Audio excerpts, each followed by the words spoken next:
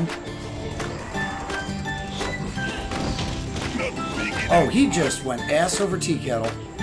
Have a seat. You hit him with your rock? Is that what you did? Yeah. Nice. No, it is a non-GMO organically grown grenade.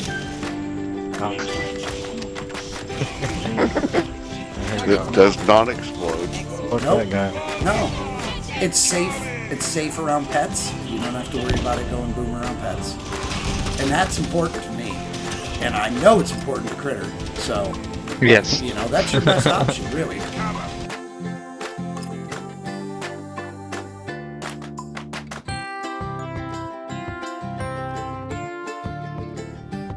Welcome back to the channel. I'm JEDI. Welcome back to Put Another Quarter In. We have some more builds for you today. That's right, we have a dual build for you. We've got a double Ogyrn build. I've got Critter here with me, and we're going to go over his build first, and then we're going to show you mine. Guys, we have two different builds. They're played very similarly, built very similarly, yet drastically different at the same time. We have Critters, which is the Hugs build. It says, I just want to cuddle.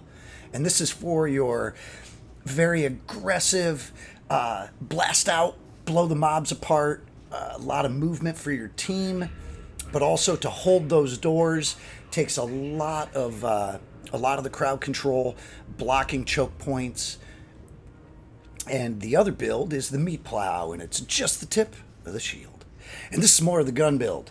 This is more of the very, very explosive gun build. It bases around the Kickback shotgun, which fires basically like a coffee can size shotgun round. So I'm pretty sure like chock full of nuts is the coffee for the Imperium.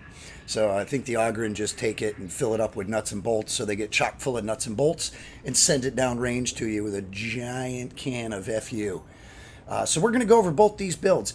I'm going to kick it over to Critter, and he's going to describe his build right now. So Critter, you take it away, buddy. All right. So here we've got Hugs, just want to cuddle build.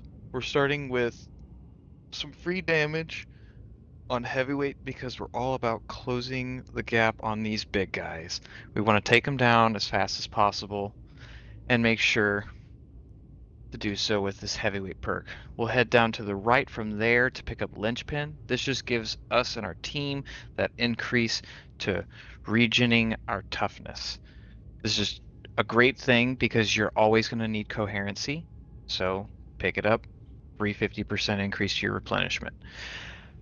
After that, we're heading to the left. We want to pick up every node on the left side, as these offer us some free damage, as well as an easy way to just continue to generate toughness. And this will be what keeps us alive through the thick of it.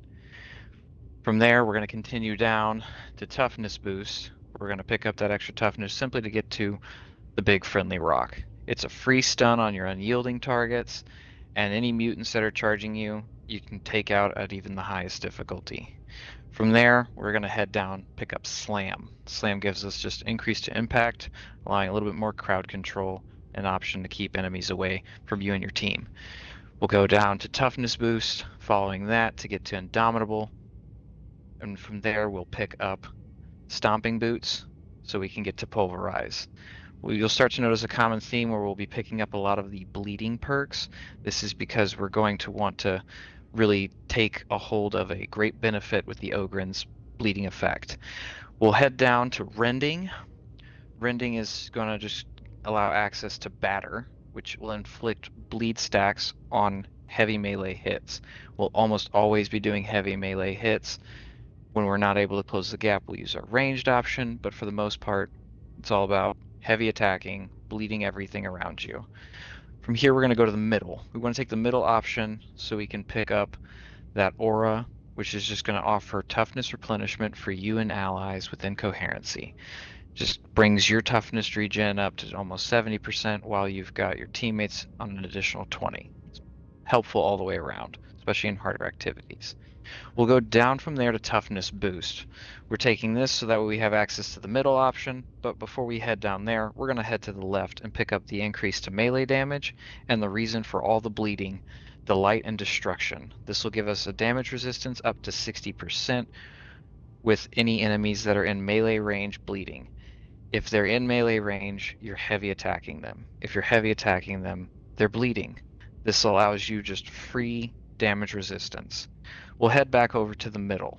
The reason for the middle is because we want to get down to that keystone for the tanking option. But before we get there, we'll pick up all the passives along the way. We'll start with the 4 options that are starting this middle. These will be quintessential to allowing you to get your cooldowns from the right side, as well as to buff your teammates. I can't tell you the number of times this get stuck in has benefited me. Get stuck in allows you and your teammates to get a movement speed and also makes you immune to stuns and suppressions for 4 seconds. It's so helpful. You're bull rushing in, your teammates can run right behind you as you clear them a path, closing the gap to whatever you need to get to next. All the while, you don't have to worry about anybody getting stunned or suppressed. We go down and we'll pick up Bruiser because we want to get our cooldown back as fast as possible. You should be in coherency with your team and using that coherency to reduce your cooldowns with any elite you kill. The higher the difficulties, the more elites there are. It's free. You'll sometimes get your ultimate back near instant, especially in the higher activities. We also want to go ahead and pick up Attention Seeker just because this taunt can help close the gap with enemies that have guns. Any of your ranged enemies that aren't specialists, if you block the attack, they will come rushing at you. This allows you and your teammates to destroy these guys rather than them standing out in the back shooting at you. From there, we're going to head down. We want to get payback time. This will give us just additional damage after we're hit with a melee attack. We're always getting in melee range. So with that, we are always getting a damage buff. We'll pick up the toughness boost to access Won't Give In. Won't Give In will give us damage reduction for any allies that are knocked down or incapacitated within 20 meters. This will help you with being the hero of the team when it comes to saving and picking up downed allies. They hit you like wet noodles whenever this is proccing, especially if you've bled them out beforehand. So when a teammate of mine goes down, I will bull rush in, and then they're all bleeding around me, and I'll pick up my teammate. The entire time, the damage is reduced, and it's like I'm not even really taking any damage at all, allowing for a safe pickup. Continuing down, though, we need to get to that keystone. This keystone is going to allow us to further increase our damage resistance, our toughness replenishment, and we get 10 stacks, allowing for at most 25% increase to toughness replenishment and damage reduction. We don't need to worry about the right option, but the left option is very, very beneficial if you are in the thick of it and you just have no way out. If they happen to do enough damage to you to get your stacks down to 0, you will push everybody away from you and get 25% of your toughness back, allowing you to get back into throwing heavy attacks, refilling your toughness. To cap this off, we're going to pick up Toughest. Toughest will give you an additional 2.5% toughness replenishment. This gives you 50% at max stacks, allowing you to truly maintain control of your toughness meter, leaving you with very limited options for taking health damage. All of this works together in unison to allow you to close the gap and beat them up. And that's it. Okay, so my build is it's pretty similar to Critter's. This is the MeatPlow. This is just the tip of the shield, where Critter's build focuses more around the charge. Mine focuses more around the draw aggro boost. But we have a similar build where he uses pretty much the sword and board, the shield and the club almost the entire time. I use the Kickback shotgun, which is just vicious. So where a lot of this build is going to be very similar to what Critter described, so I'm not going to go over a lot of that. I'm going to go over some of the stuff that I've changed, and this is just for my playstyle. Now I've got reloaded and ready, 12% range damage for 6 seconds on reload, and since we use the kickback, that is literally every shot. So you shoot, you reload, shoot, reload. So it's pretty fantastic. So you're reloading all the time, so you're getting an extra 12% range damage for 6 seconds after every shot. Absolute crowd smasher, just blasts through the crowd. Going over for the big friendly rock for that find non-GMO grenade. It just hits so hard. It'll drop any mutant full charge. It just does devastating stuff to any of the unyielding enemies. So, it's just so good. We're going to pick up Slam for impact bonus on melee attacks because we do use our shield, just not as often as Critter does. A lot of the time we're shooting, but when the mobs really start pulling out, that's where we go in, and our taunt for Loyal Protector, it draws all aggro. So where Critter's character is using the Abominable, charging through and knocking everything back and creating a path for us to get out, my guy is the guy that's gonna, if something happens, somebody goes down, you have one of those puzzles where you gotta use the keypad to match up the symbols, you need to open space, whatever it is. This guy can just move out, hit Indomitable, draw all the aggro to him, and every time he pushes with the shield, it draws even more aggro. So we've got the enemies affected take more damage. So everybody with the giant radius. So everybody that has the red head, the glowing head, they take more damage off the rip, and it happens every time you use this or every time you use your shield to just push them back. Now I have Rending for the 5% damage to armor, and reload speed for that faster reload on the Kickback. And then coming down, we've got the extra health coming straight down the center, hard knocks. I'm not going to go over a lot of this because Critter already has. We've got Stay Close for toughness, punishment for allies incoherency. Coming down, we take this entire diamond again, and blocking and pushing enemies taunts them. So that adds to the Loyal Protector. So that I'll just flip over to my shield, block out a doorway. Where Critter's charging out, I'm just holding that doorway, just pumping people back with the shield, and it just keeps giving them extra damage and aggroing everybody on me, and allows all my teammates just free shots on the enemy. And so we're going to keep taking everything down. Now, neither of us took the no pushover, which blocking an attack reduces your push cost. Now, it sounds good, but a lot of the time, I'm not blocking their attack before I push them. I'm just going up and smacking with my shield and pushing them back. I'm not waiting to block their shot. So it's kind of a waste of a point, which allows me to take this final point down here for all the other reasons that Critter described. But pushing enemies restores 1 stack of Feel No Pain, where this is a big difference in the build other than mainly using the shield versus the Kickback shotgun. This right here allows me to just keep restoring my stacks of Feel No Pain. So because I'm drawing the aggro, and a lot of times if somebody goes down, I have all the same stuff to pick up my teammates as well, through Won't Give In, where you get the incapacitated. But a lot of the time what I'm going to do is I'm going to have somebody else pick them up, where I'm just going to push out away from them, and I'm going to aggro the crowd around them and pull everybody to me. Or if they've got to use one of the controllers, I'll pull everybody to me. And I'll just keep pushing them back, and I'll just keep my stacks up.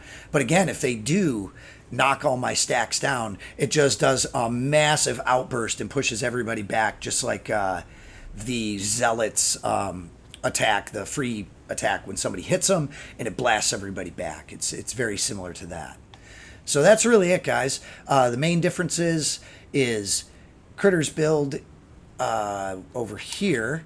Critter's build is built on Indomitable, and he takes all the bleed stuff, everything for bleed, where I don't take that, where he comes over and he takes this stuff over here to get all the bleeding bonuses, and he leaves out the push because he's not really pushing. He's just heavy melee attacking the entire time.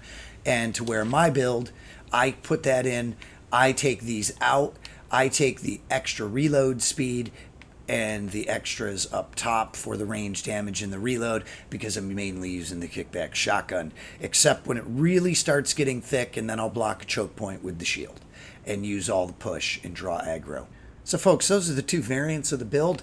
Try them both out. They're both fantastic. It just depends really on your play style or your team's play style. And they're pretty similar. You can build them up together. You can use the same weapons. You could use the Kickback, though I know Critter prefers the little grenade launcher that looks like the Kickback, the Reaper or whatever it's called. That's his preferred weapon of choice with it. And again, it's just a lot of crowd control.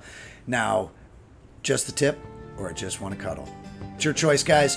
Check us out every Sunday night on YouTube, on Twitch, guys. We stream live 8 p.m. Eastern Time. Check out our merch store. The link will be down in the description below. Get t-shirts, hats, mugs, all that good stuff. Join, if you like the content, guys, that's the best way you can help us out. Also, like, subscribe, share, all the good happy horse shit for social media. You know what they like. You know what you need to do. Guys, we will see you next time.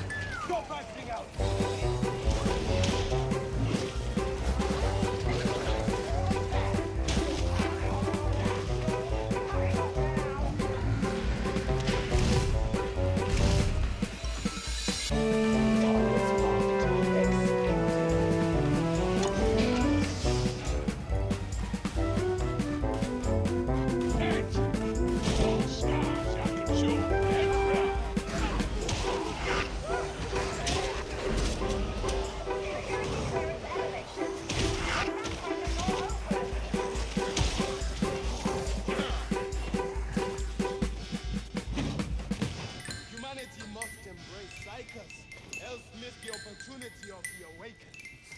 Sounds horrible. I remind you